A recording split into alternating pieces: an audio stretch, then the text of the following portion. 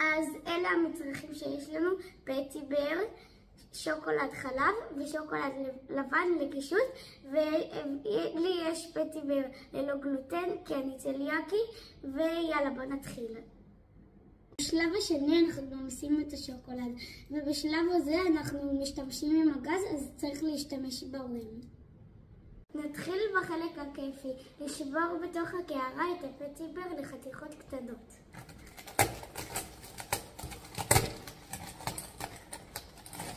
זו התוצאה הסופית, ואנחנו חתכנו לחתיכות קצת יותר גדולות, ואם אתם רוצים ליותר קטן אז אתם יכולים לעשות את זה.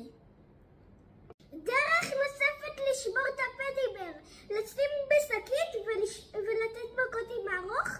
תראה להם נני.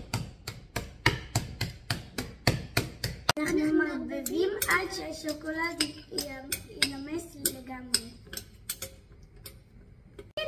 בשלב הזה זה נרתיח מים בתוך סיר, ובינתיים נשבור את הקוביות שוקולד לתוך הקערה. אם תרצו אפשר להוסיף מעט חלב. ואחרי ששברנו את הקוביות נשים בעדינות בסיר ואל תלחיצו את השוקולד. זה השוקולד אחרי שהוא נמס, ועכשיו נעבור לשלב הבא.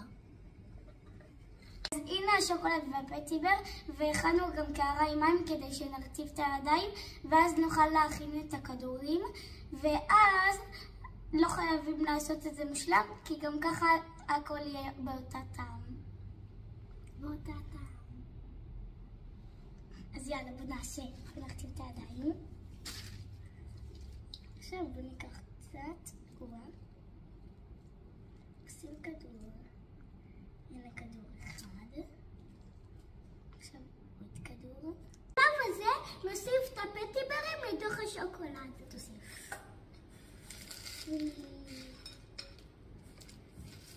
הכל. ראיתם? ועכשיו נערבב.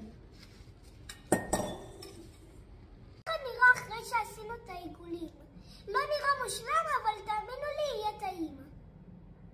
עכשיו אנחנו נניח את זה במקרר, ובינתיים אנחנו נעשה קישוט. לצורך הקישוט עכשיו נמיס את שוקולד הלבן.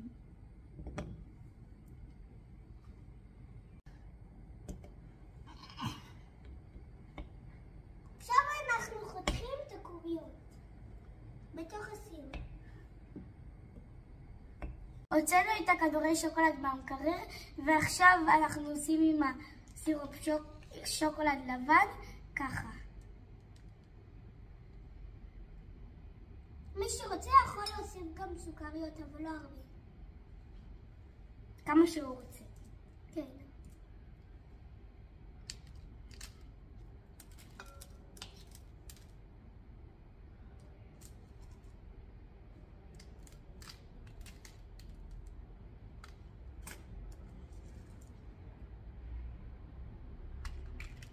אז הנה הכדורי שוקולד שלנו, הם נראים מושלמים, ועכשיו בוא נטעם. מושלם. אהבתם את הסרטון? אז תעשו סאב ולייק. אוי, זה נפתח. אוי. מה, אני מצלם?